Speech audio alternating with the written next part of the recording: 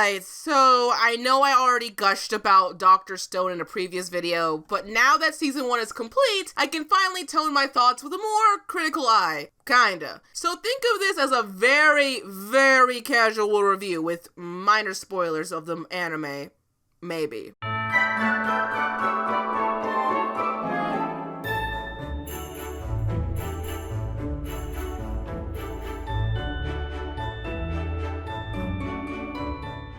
Anyway, Dr. Stone hype! Oh my god, season 1 was great! And where else can I start than talk about the concept? The plot of trying to solve the mystery to humanity's Medusa treatment, all while surviving in a world eroded back to its primal state, is so engaging! I guess Senku trying to revive humanity with real science is more refreshing than I thought. You know, compared to all the RPG elements we've been spoiled with in the past few seasons. Speaking of real science for a second, one thing I appreciate about the recreations and roadmaps of things they have to make is how it's not super easy at all. Sure, one could say the method and coincidences they just happen to find all the MacGuffins needed to progress is a bit too on the nose, but at least the show has an emphasis on problem solving. Their solution, regardless if they know it or not, will not magically work on the first few times. And like it's practiced in real life science, it's all about trial and error. I also enjoy the fact that along the way to making a certain goal, like the phone for example, they are able to create other things to help make their lives easier. Which brings me to our show's main character. I love Senku's character a lot. While he can come off as a little too rational and a little off for your average mad scientist, doesn't mean he's devoid of personal emotions or desires to help people with a rational thought. You think they take his character to a very calculating state, to the point where if death was a logical option to his survival, he preserve himself and let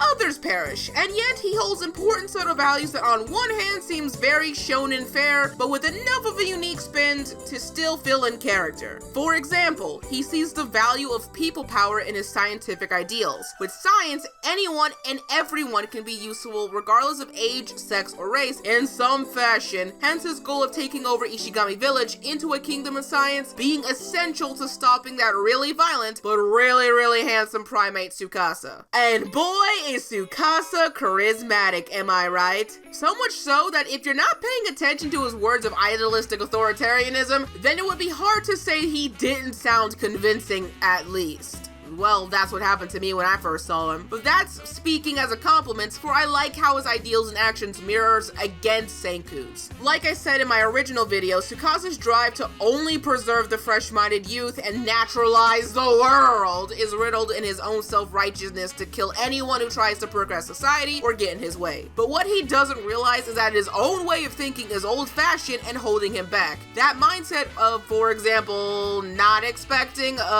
what's her name again? Oh yeah, Cinnabon Girl to act on her own violation to save her friends instead of letting them save her kinda clouds any room for improvised changes in his judgment. Putting aside the whole shonen girl boss moment, I just feel like that if Tsukasa truly wants to beat Senku in a logic war, he should be a little more flexible in what he expects his opponents to do. However, that's not really an issue with his character since his ideals being in such a way is the point of the conflict. But what is an issue with Tsukasa for me is how he can figure out some of the science bits as if he were as smart as Senku. Look, I get a character like his can be smarter than they come off to be, but a teen MMA fighter who can distinguish a complicated chemical from a bat's asshole just by licking it is absurd. Like, I'm fine with him being intuitive of what Senku might do from a war standpoint. However, conveniently knowing the details of scientific discoveries Senku might try to get the upper hand sometimes is a little screwy for me. Like, it'd be one thing if he was an established problem solver like Crom, who figured out how to make a water wheel with buff grandpa all without prior knowledge. But no, he's just coming off as a fucking discount Dio without the superpowers or road roller.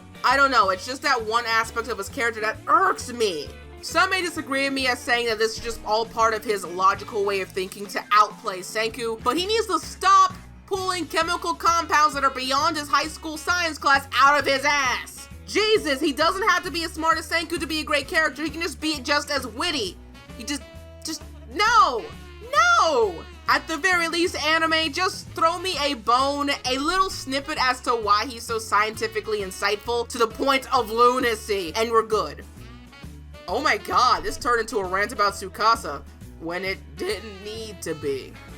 Guess it's not really much of a review after all, but honestly, most of what I said about everything else regarding the series is in the first video, and my opinion hasn't really changed since it's finished. It's a great show with great characters, heavy dolls of shonen feels and friendship, and I can't wait for season 2. For as much as Crunchyroll shows favoritism to certain series that they pour thousands of dollars in advertising, at least these shows can be cool. Mostly. But more importantly, Sukiya is best girl, and she's a precious little melon that must be protected.